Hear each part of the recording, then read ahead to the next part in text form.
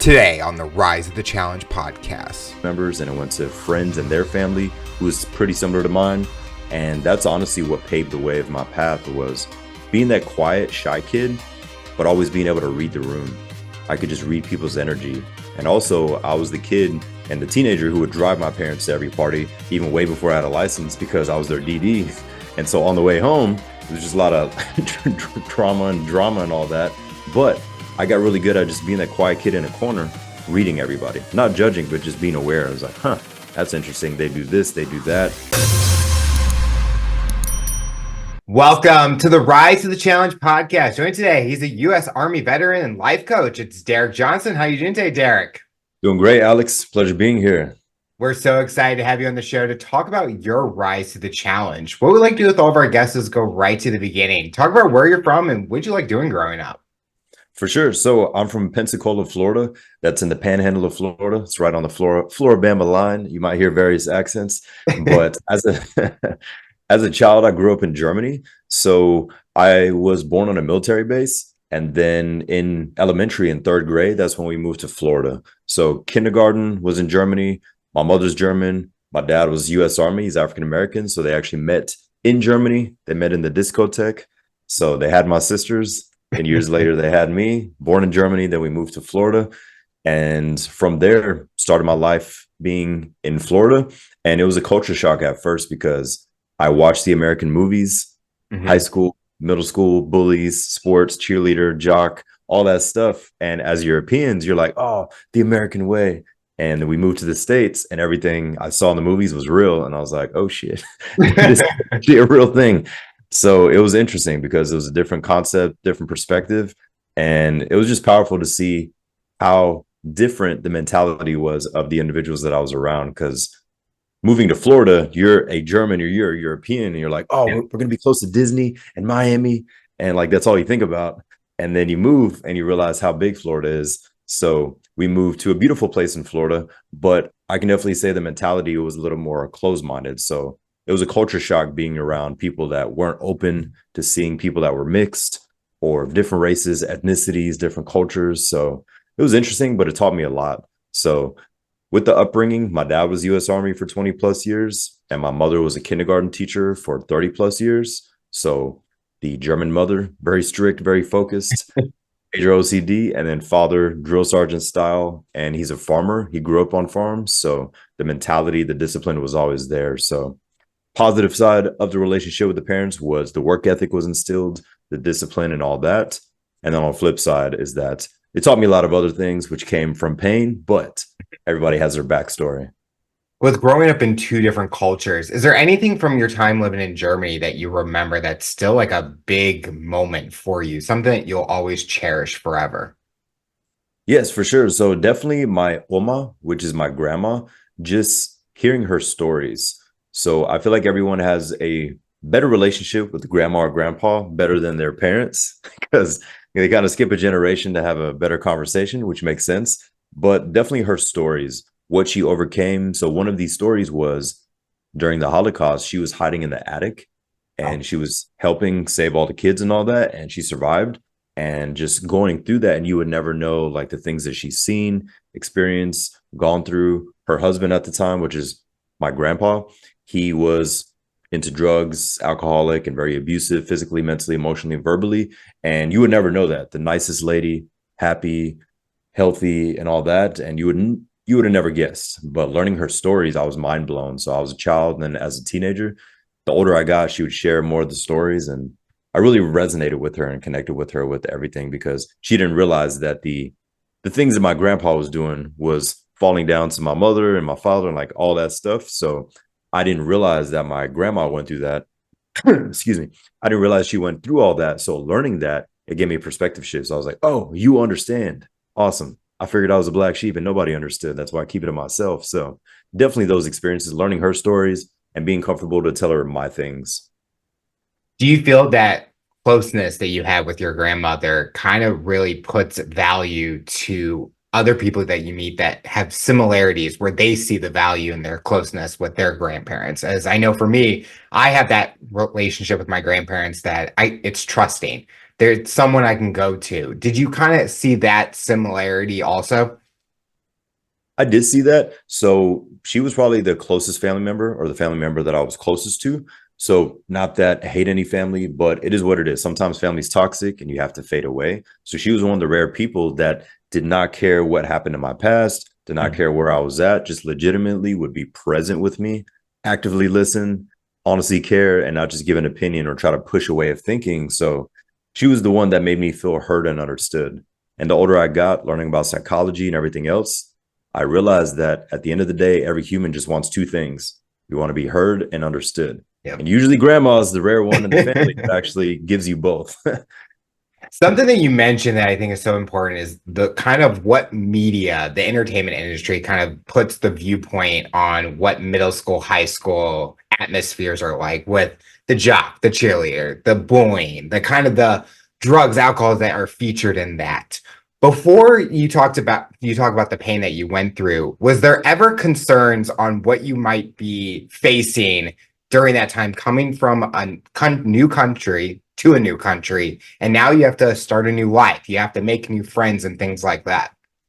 Yes, 100%. Because as a child, I was very skinny. I was bullied in school. That was in Germany as well. And then also at home. So with family, it was more so when they were drunk. In the daytime, completely great, positive people, happy go lucky, loving family, beautiful home, blah, blah. But it was more so at night after the last drink. And then they would release whatever past traumas they had. And it had nothing to do with me. Had good grades, showed up, never really got in trouble, just did my thing, normal stupid stuff that a teenager would do, but nothing major that would resort to that level of extreme rage at home. But the very next morning, it would be like, hey, you want to have breakfast? Or hey, you want to go have lunch? And the first couple of times it happened, being that 11 and 12-year-old, you're like, what the hell? Do you not realize what happened for 4 hours last night? But then the older I got, I realized that it was just a pattern. So I got really good at reading people's patterns. It started with parents, then it went to other family members, and it went to friends and their family who was pretty similar to mine. And that's honestly what paved the way of my path, was being that quiet, shy kid, but always being able to read the room. I could just read people's energy. And also, I was the kid and the teenager who would drive my parents to every party, even way before I had a license, because I was their DD. And so on the way home, it was just a lot of trauma and drama and all that. But I got really good at just being that quiet kid in a corner, reading everybody, not judging, but just being aware. I was like, huh, that's interesting. They do this, they do that. And the older I got, it really helped and benefited me with sports, with school, with coworkers, classmates, in the military. And so in hindsight, I was expecting craziness because I already grew up with it and I was just ready for more. But I knew that it was going to be a stepping stone of something. I didn't know where to pinpoint it, but I just had a lot of faith. Did you feel that you were able to kind of use your coping mechanisms with those sports, kind of living your life to overcome anything that might have been severity to you, like pain, trauma, anything like that? Was that kind of what you were going for, was trying to find something to keep your mind off of what was going on in the household, but that you're still living your life as a teenager? Yes, 100%. So faith and fitness were my two things. Number one was fitness, because being the skinny kid, being bullied and all that. And my dad's like 6'4", just buff country black guy. And then my mother is in crazy shape. And everybody's like, man, your parents are so in shape and all that. And I was in shape, but I was just skinny and I was very timid. I had a really bad stuttering issue and I was very insecure and I just didn't know who I was. And people were like, are you Mexican? Are you Puerto Rican? Are you black? Are you white? You speak too white. You speak too black. And Oh, hearing all this stuff, I was like, who am I? I wish my mom was black. I wish my father was black. Like, I was questioning all this stuff, but I was a child. I just didn't know.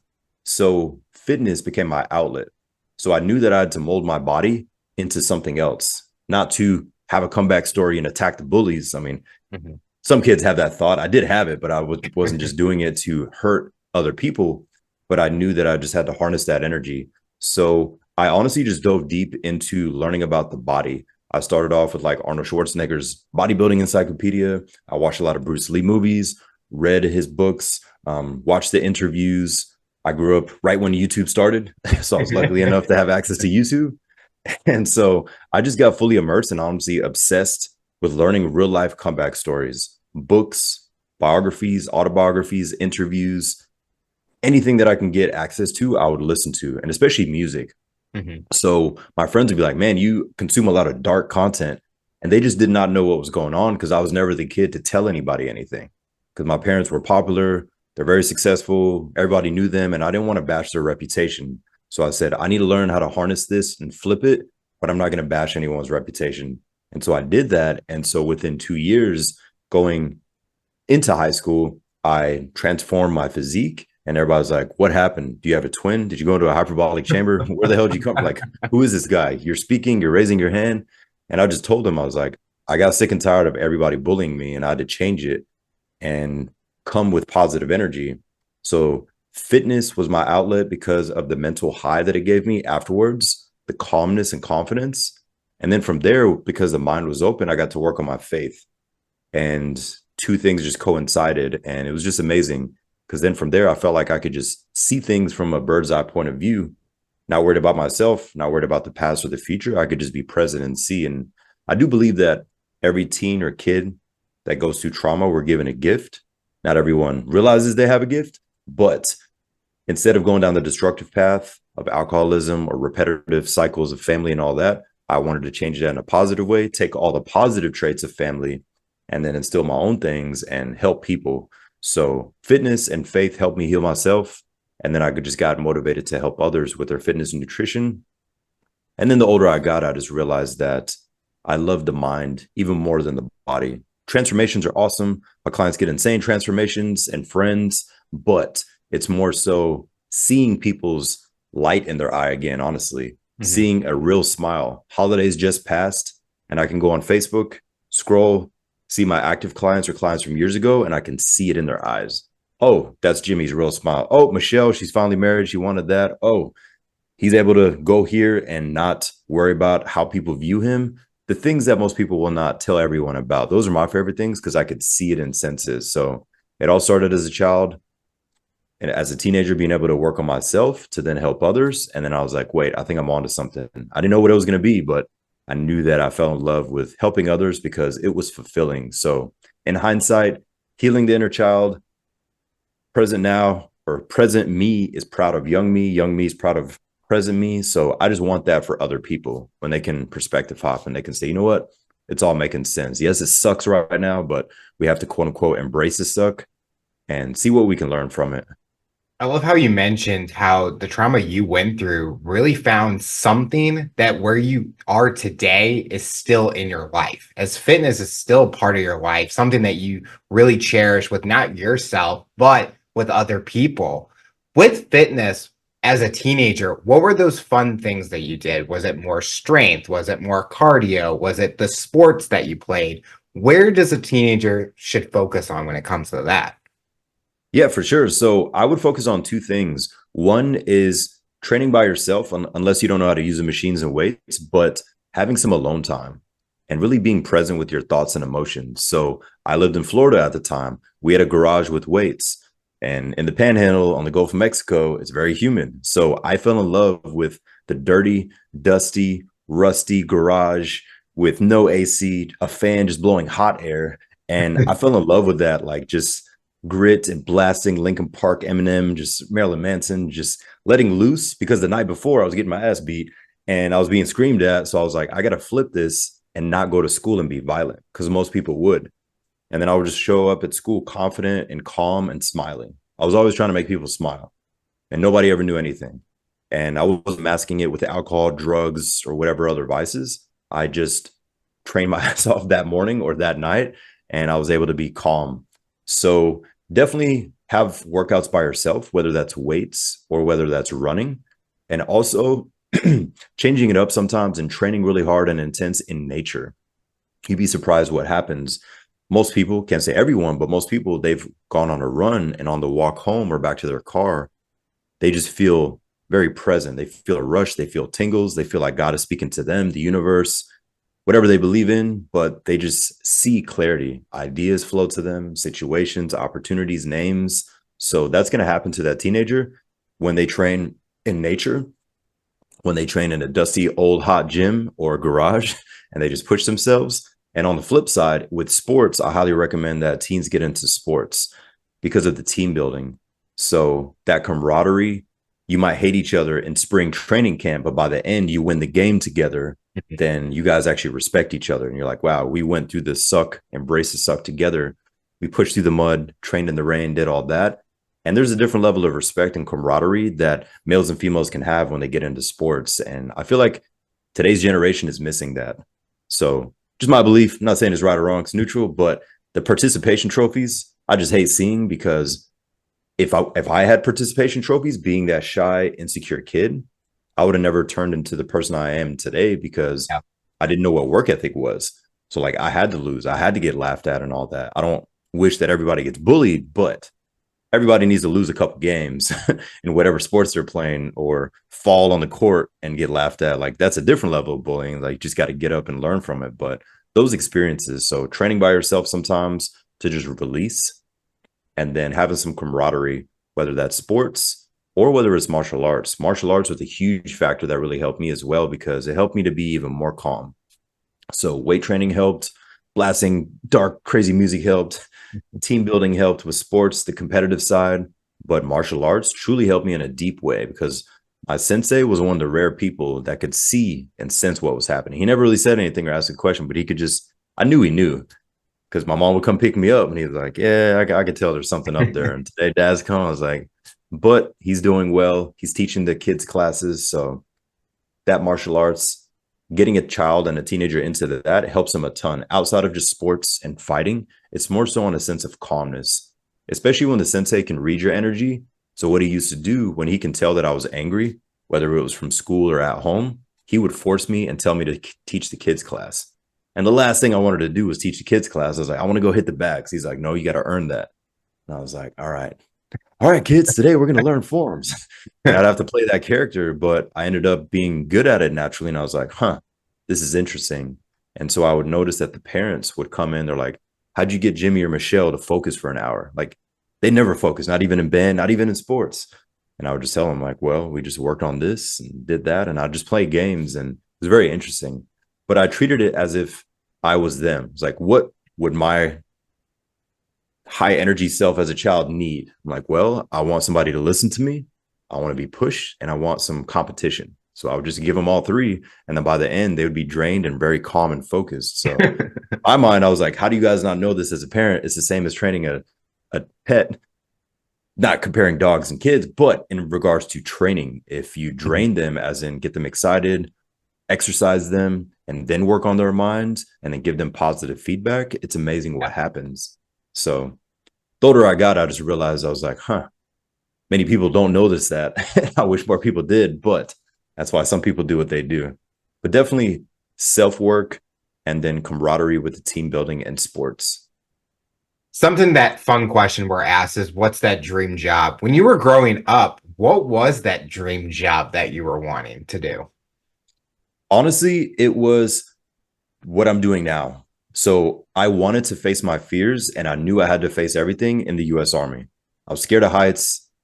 I did that, jumped out of helicopters and planes. I was like, check mark. Adrenaline is still there, but I'm not scared. I don't have the fear for that. And other fears, they disappeared when you have trauma from family and then facing your bully in school, standing up for your friends. I knew I had to do all that to change and become who I wanted to be. So it was one, military, and then two, helping people in a deep way. So when I was 11 years old, I first witnessed alcoholism. That's when everything shifted. But my dad always had self-development books and was always listening to Tony Robbins cassette tapes or Les Brown and everybody else that was speaking back then, selling infomercials. I was in the back seat of the car and Tony Robbins tape was playing. And my dad was just driving, just on the phone, not even paying attention. And Tony Robbins goes, if my mother gave me the love that I wanted as a child, I wouldn't be the man I am today. And I'm 11 years old hearing this. I'm getting chills, tears, rush, adrenaline rush. I'm like, what is going on? He understands me. And then I learned a story about his relationship with his mother. And I'm like, that is exactly what was happening to me. And I was like, this is amazing. He's helping millions of people. So he helped me in a deep way, but it opened my eyes where I didn't know exactly what he did because I was 11, but I was like, I want to be a coach. I want to start with fitness and eventually do something similar to what he's doing to have a deep impact to help people get rid of their traumas.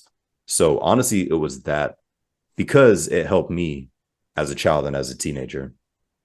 Going into the US Army, what was the experience like the first few months while you're in it?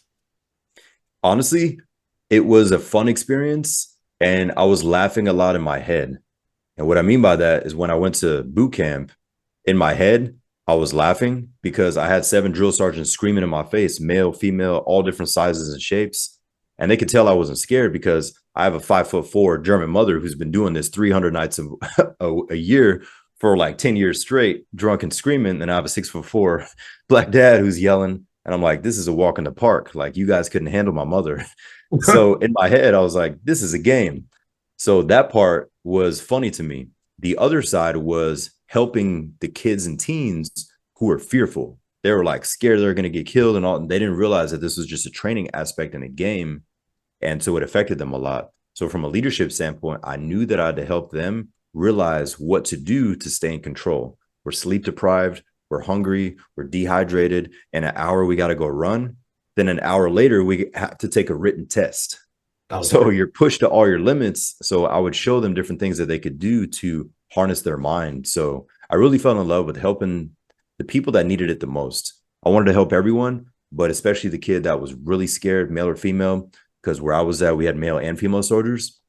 And so working with different genders, working with different communication styles, working with different ethnicities, I really fell in love with that because seeing the people that were neglected or didn't get the support that they needed, mhm. I could see that in their eyes because I was that kid and teen. So I would want to give that to them. So building people up is what I really fell in love with. So those first few months, honestly, I loved it. I was full of mud. I was just in the trenches and all that, but I was always there for everybody else. And I just always would tell myself that I'm half human. Like as a as a teen, I was like, I'm half human. I don't know where that came from. I think it was a coping mechanism. I was like, I have a twin, even though I don't. And I would talk to my twin. I was like, because nobody understood me as a kid and I didn't want to bash my parents. So I was like, I would pretend that I had a twin brother and I would talk to him. But the older I got, I realized that God was doing that to me, as in like I was actually speaking to God. So it was a very interesting concept. Again, I don't know where it came from, but that's what I was doing. And so the older I got, I wanted to be that person for somebody else, their quote unquote older brother. Did your sergeants or higher ups see that ability that was in you with being in that leadership role without having that title, which I think is so valuable in any industry, is someone that comes in and becomes a leader without needing that title. You kind of really stepped up and show kind of a side that maybe they didn't see that was in you. Yeah, 100%. Because the good thing about drill sergeants, they're all highly intelligent. So the school, the training, if somebody wants to look this up, look at the regimen of how to become a drill sergeant. It's insane. So the media, Hollywood, TV's, documentaries, they just show the screaming, the yelling, the workouts and all that. But it's all psychology. That's all it is. So they're all literally professional psychologists. They turn boys and girls into men and into soldiers and then send them out to do their jobs. But it's very interesting. So seeing the growth. But they did see how calm I was. And so what they'll do, they can sense who the strongest is, just mentally tough. And they can sense, all right, maybe they've seen some crazy stuff. Drug addicts, family, trailer parks, like whatever their background was, or no parents, foster care. Those are usually the best soldiers because they've seen a lot of life. Mhm. And so once they sense that, they start to pull you out front and they say, hey, you take control of this.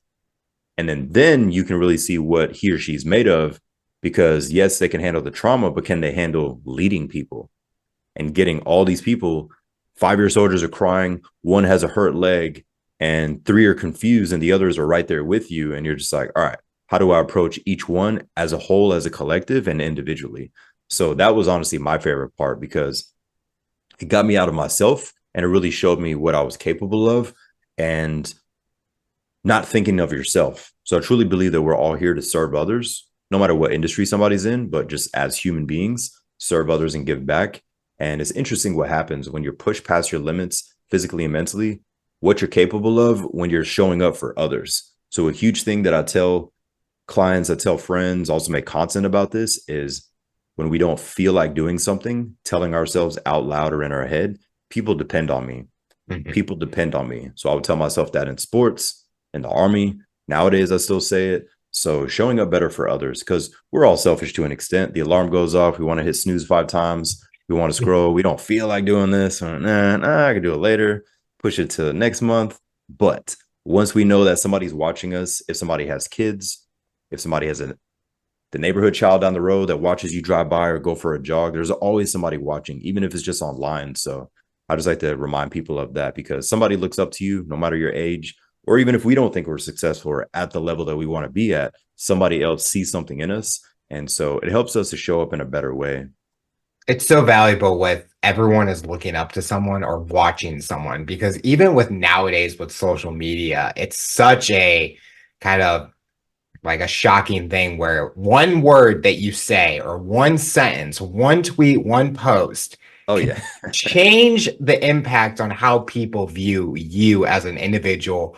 And some people's careers are ruined because of that. So it kind of Exactly. really shows even people's true colors, how they act in pressure situations. And especially with military, if being that leader or showing up for other people, you're there as a group.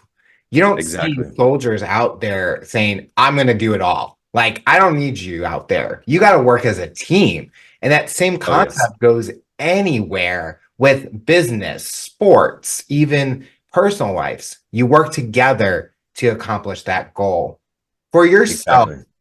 is there a moment that really tested you hard that kind of maybe took the confidence out of you being in the army, a situation that really kind of showed, okay, am I going to battle back? Am I going to get back up? I'm not going to quit in that kind of situation.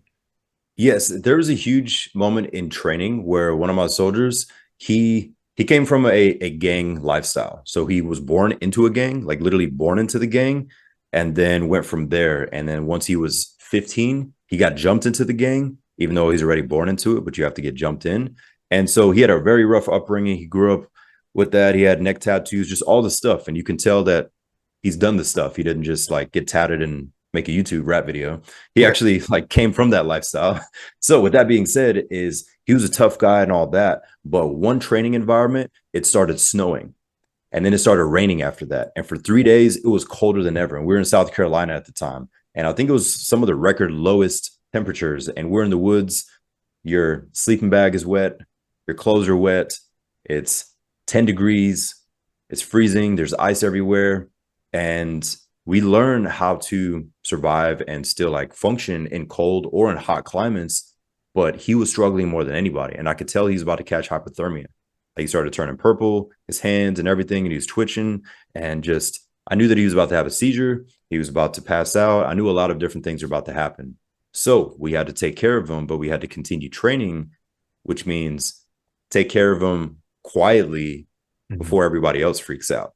Because you have 40 other soldiers, and if they see the big guy freaking out, then they think, should I be freaking out? And they start Yep. questioning it. And then it's just psychosomatic. And then you got to take care of 40 people who are, and I'm like, I'm me and my assistant. And it was a female at the time. So, and this is in a training environment. So us two were like, all right, what do we got to do? I said, all right, let's go talk to him. And mind you, this is like 2 a.m.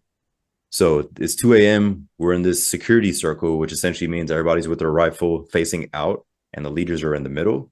And I would go around, she would go around, we'd check on everybody, and they were laying in wet grass and wet mud. So just like have the training environment. So seeing his physical and mental pain that he had and him just about to give up, but I was just talking to him and then she was talking to him and just being able to somehow, I don't know how we did it, get him to come back without having like a heater or anything else. Like we didn't have electricity, but we had like the MRE packets. So we heated some up and put them around him and did all that. So did what we could. But I think the energy of us being there from him or us there for him got him to snap out of it and keep pushing.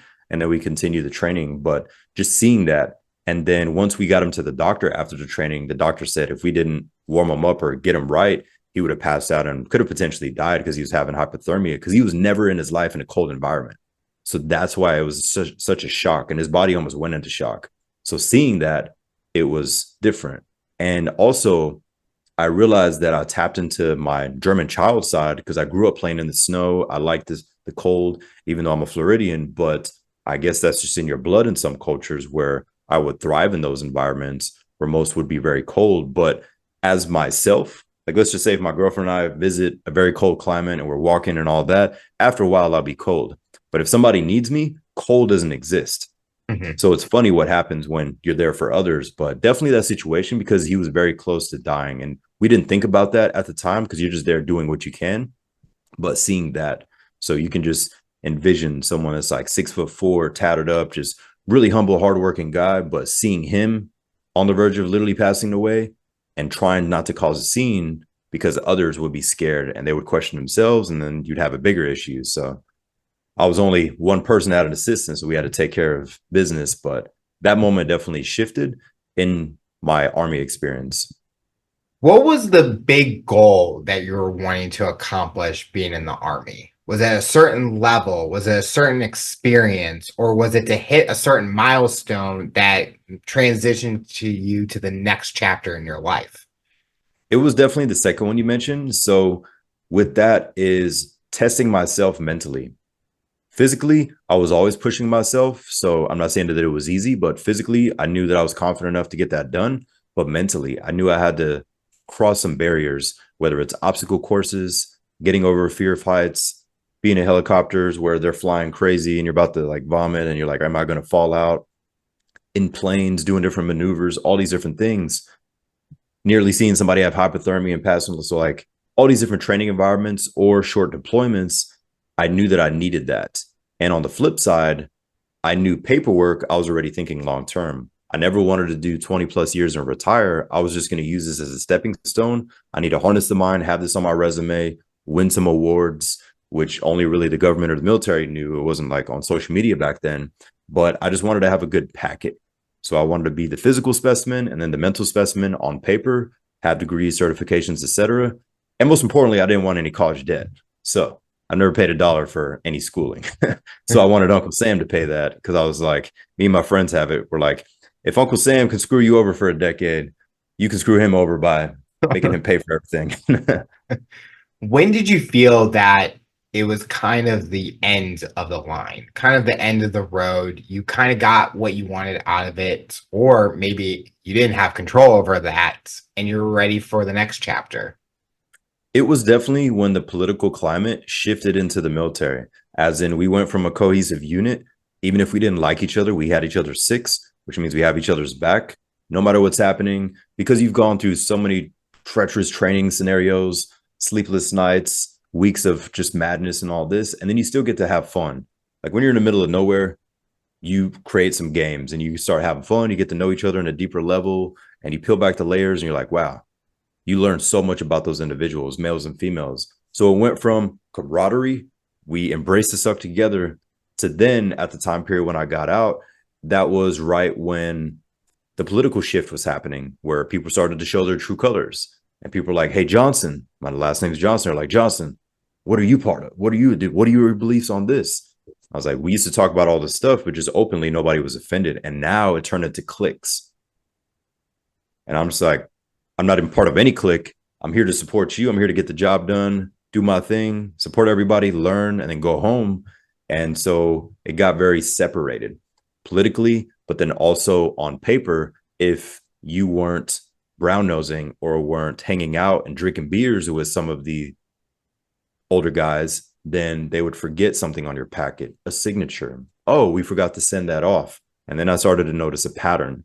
So on paper, I was qualified for many things, but I had to jump through so many admin hoops, which was not my job. So the people that were supposed to do that job, they stopped caring because you didn't go drink beers with them after work.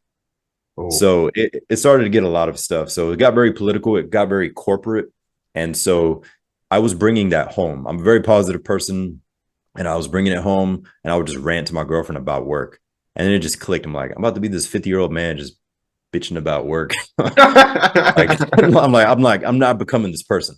And I was starting to sense it because I was just annoyed and aggravated. And I was like, enough is enough.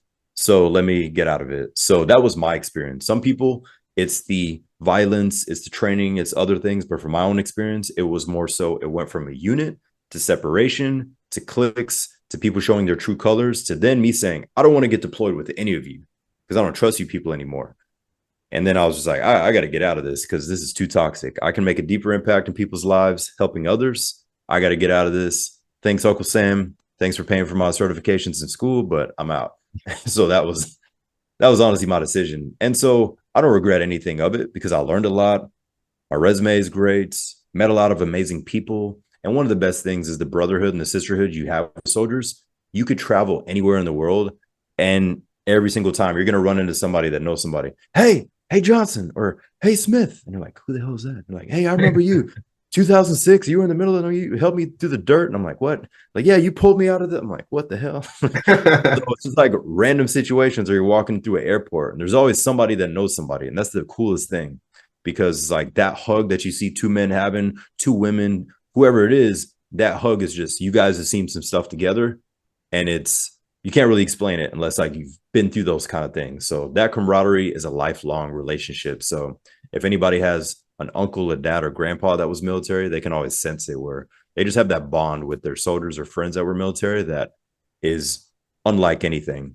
Transitioning into what you're doing today, it kind of still goes on the same alignment of helping others, where you were a big help with other members of the military during your time, but now you transition into a new version of individuals. What's been the biggest positive that from that experience of being a life coach that has played a big impact in your life? Is there a specific moment? Is there some kind of trait that they've gotten out of you that you're like, wow, I didn't know I had that in me? As in just in life coaching, or coming from the military? Life coaching, what you're currently Okay. doing now. Yes. So I would definitely say the skill of being able to read people where they're at. I feel like that child who saw a lot of trauma from alcohol, from drugs around him and all that, that level of discernment was the gift. So being able to read people, an individual or a group or a room, and then meeting them where they're at and slowly building them up. So essentially making people feel comfortable, heard, and understood, and then seeing that they're like, wow, he's actually here with me. He's not scrolling. He's not looking through me. He's not thinking about what sandwich he wants to make later on or whatever. But being present with someone, because I know what it feels like when people are not present and never listening. So truly being there with them. And that's, I think, one of the most powerful things. And coming from the upbringing, coming from time in the military, but just being there with someone, being present to actively listen. And when you can ask good questions, you can really make people think. And then from there, after the conversation, whether it's somebody's career or not, they'll always reach back out and say, hey, I really appreciate you asking that. Like, nobody's asked me that. Like, nobody cares even care to listen to me when I answer the question if they did ask it. So just giving that to somebody is amazing. Do you feel the people that you work with, the clients, that they really are connected to your story, your background and experience more than they could go to someone else that maybe has an education in that experience, but they don't have that life experience aspect that really connects your experience to them? I think it's 50-50, because some clients, they've never personally like asked me in my background.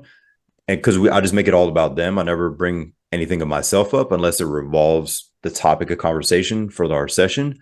But I think it's more so the style of me just being blunt.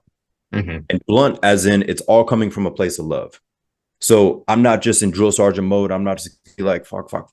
Like some people, they need that. I say I'm your digital drill sergeant in your pocket when needed. But others, it's more so I can tell that Jimmy's having a bad day. I'm not going to ask him what's wrong because he might break out in tears. And there's nothing wrong with crying, but we don't want to spend 30 minutes of a session just talking about what's wrong. I'd rather first say, you know what?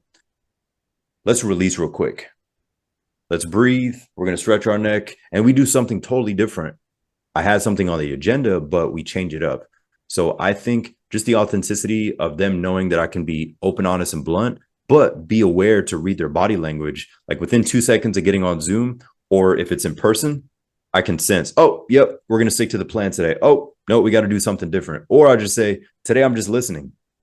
Sometimes they just need a release. I'm like, hey, I can tell you need a release. We got 10 minutes, let it out, ready, go.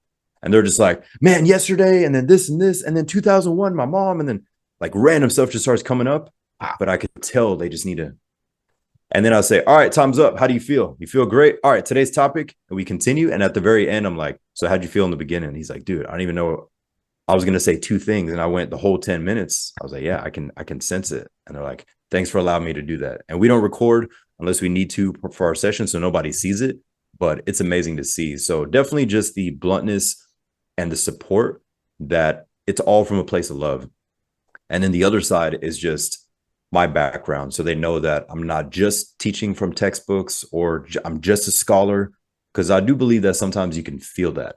Two people could say the same sentence, but one person you would feel more, whether it's a male Yeah. or female saying it, because they've experienced it. Even if you don't know their background, there's something about their energy, their eyes, that look of focus. You're like, oh, yes, she has seen some shit. He has been through something. So it's a little bit different than just like the professor. The professor means well, but sometimes he just had a happy-go-lucky life, which is amazing. That's a blessing.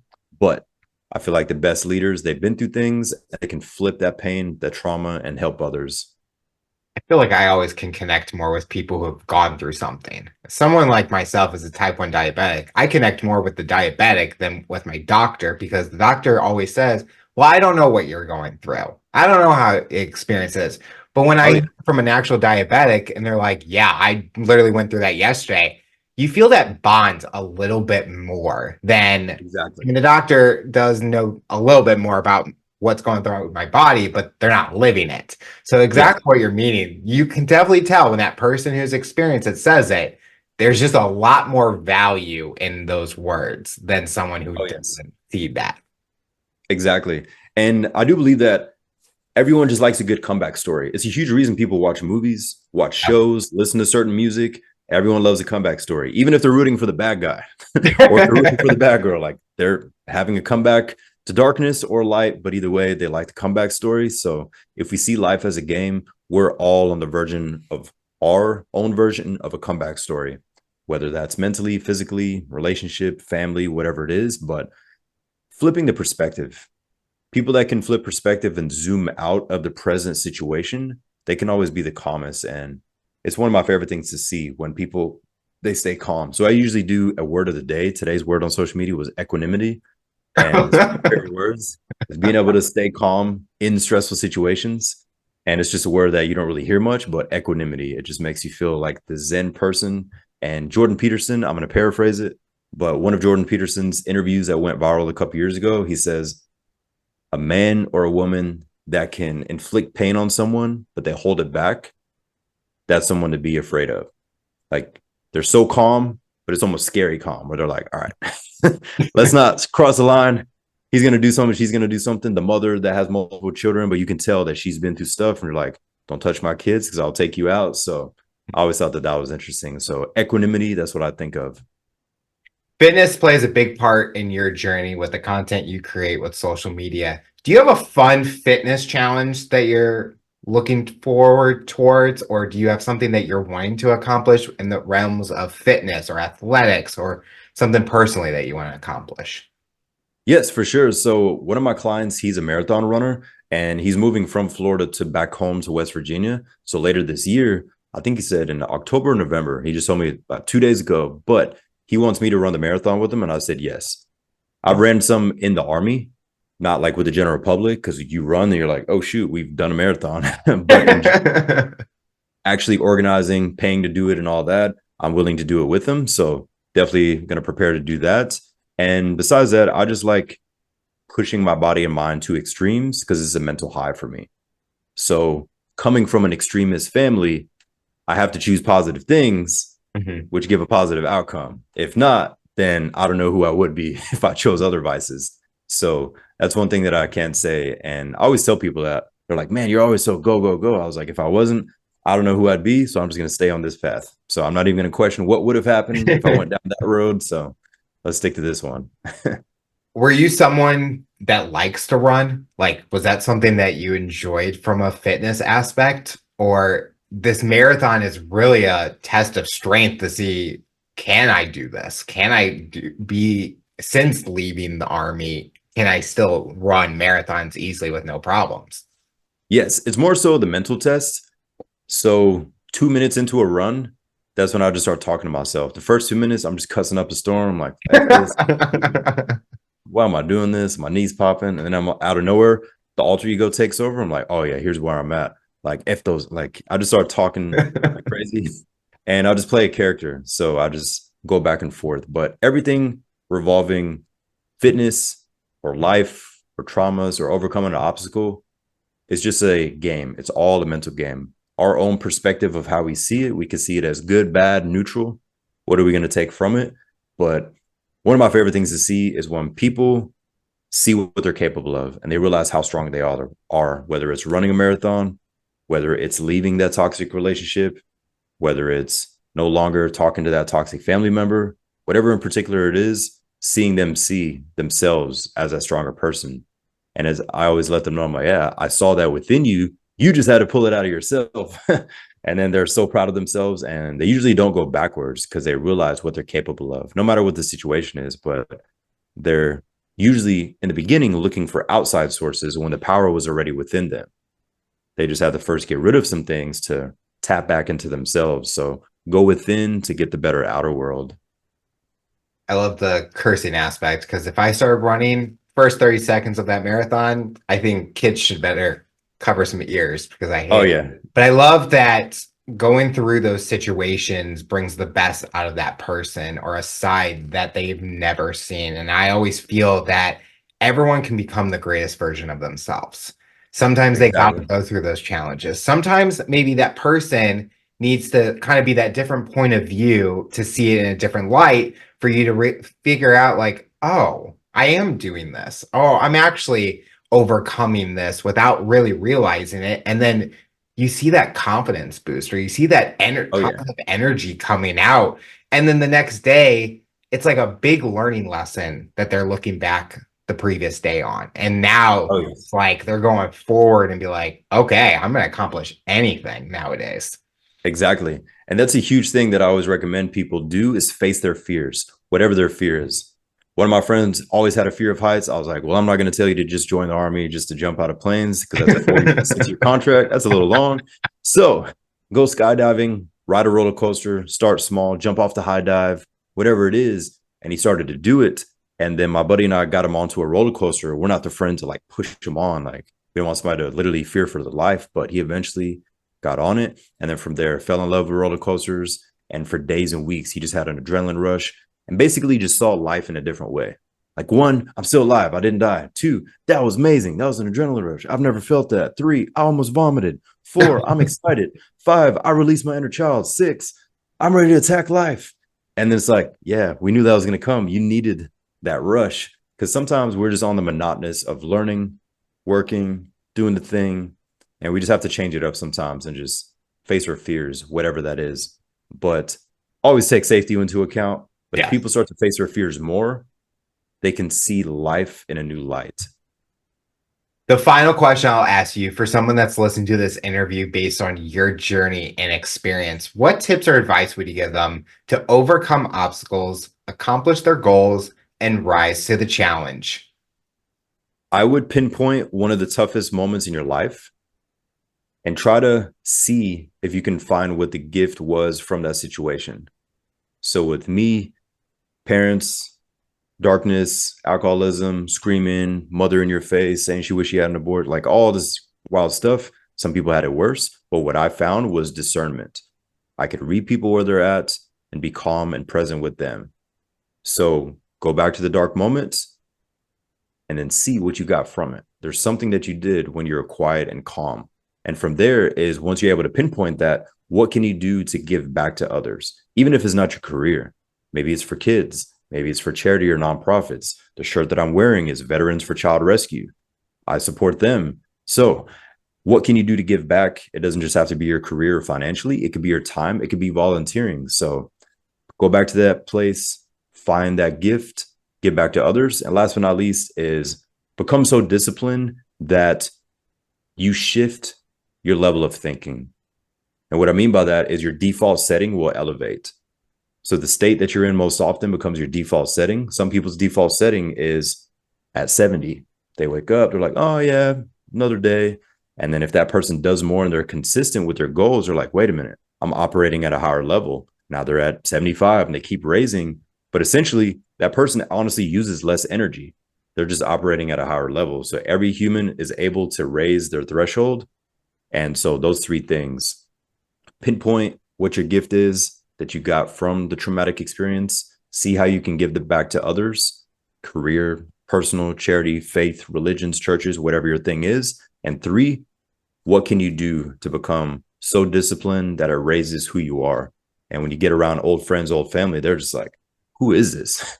Once they start saying that, you're on the right path. When people are like, you're so different, not in a bad way. It's just like, you're just so focused on life. So that's definitely my takeaway, those three things. Derick, I want to thank you so much for coming on the show and talking about your rise to the challenge. You're inspiring so many people, and we are excited to see what the future looks like for you. I appreciate you having me, Alex. Great conversation.